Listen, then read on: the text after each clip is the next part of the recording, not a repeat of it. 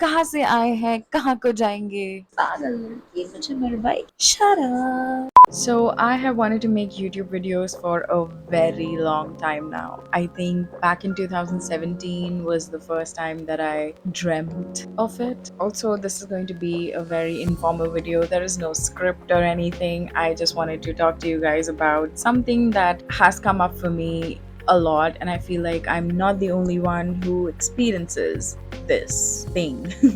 And after making about 20 something videos, it is still very weird for me to sit down and talk into a camera in groups of small individuals. What? No. What are small individuals? Okay. Introverts feel energized when they conduct social interactions in groups of small people. Let's try again. Introverts feel energized when they conduct group. Why is it hard? Introverts feel energized when they conduct social interactions within smaller groups of people.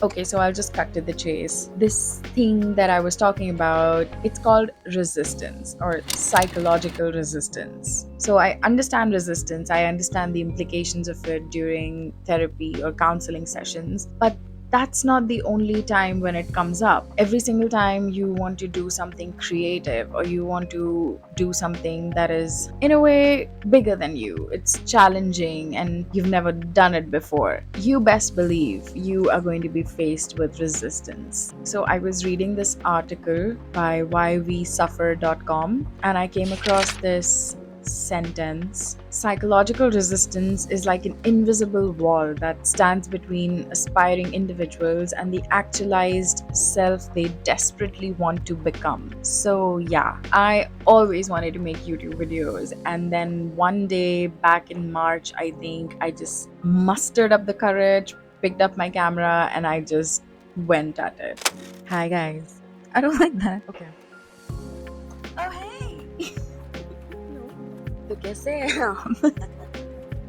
Hi guys, I'm Ghazal and I am not ready for this, but yeah, not a lot of forethought was put into it, just a lot of dreaming. So, the invisible wall, why is it there? What is the purpose of it? Well, to put it in one word, resistance is there because of our fears. And those fears can very well be irrational or sometimes have a lot of real life repercussions. So, in my case, the fear was always about myself not being good enough to do this. You know, to put yourself out there like this, to again sit in your room and talk into a camera, through which I am essentially talking to anybody who comes across this video. I'm talking to you right now. We don't even know each other.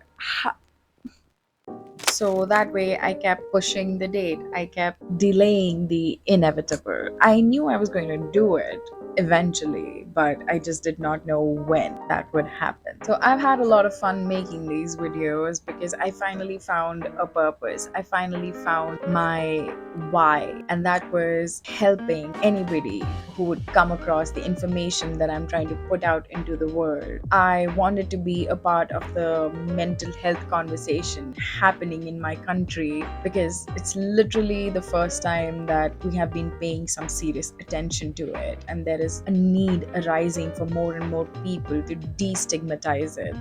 Mic testing, texting, mic texting. Who is mic texting? And even though I did break out of my resistance headspace and started making videos, but it is still there. Every single time that I have to write a script, I second guess and I question myself every time. I read it and I reread it. I've read hundreds of articles so far. I've read a lot of research papers. I've read a lot of information in this short span of time just so I can put it together and present something which is actionable and which might help somebody. And yet, every single time that I sit down to do this, there is a lot of resistance. How am I going to edit it? What am I going to look like? What are people going to say about me? Am I going to make a fool out of myself? Well, all of those risks are there. And I think they're always going to be there. People are always going to disagree, and that's fine because some people will also agree. And when anybody reaches out to me asking for help or asking me for some tips, asking me for some solution to their problems, it just warms my heart so much. And I want to keep helping literally anybody and everybody who comes my way who is looking for help and who actually wants to do something about whatever they are going through. I just want to be good enough in order to do that. I want to establish myself as an authority so that I can help anybody who comes across and who's looking for it. So, how do we break out of resistance? Well, we acknowledge it.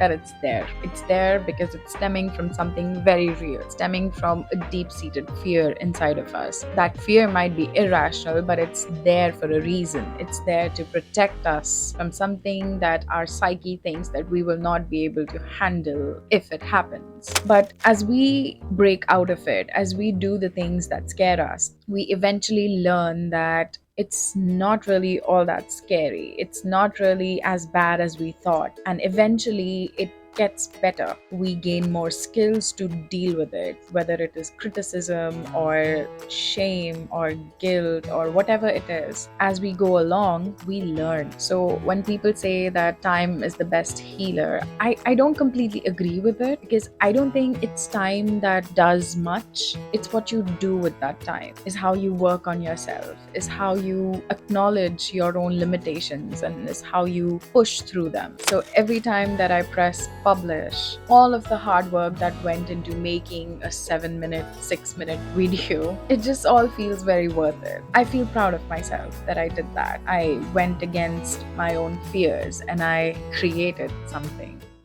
My lesson from dealing with resistance is that you show up. No matter what, you show up. And even though as I'm sitting down to record this, I have no makeup, I'm wearing a stupid t-shirt, there's nothing fancy about this. There is no script. I've literally been facing a writer's block. You show up. You acknowledge it, and then you do you. Feelings are not facts, and our fears, respect them for being there because they're trying to help us, but also remember that they are not the end-all be-all. There are other options, there are choices that we still have. So do it with shaking hands, be fearful, do it with a heavy heart, but do what you have to do. And I will see you in the next one.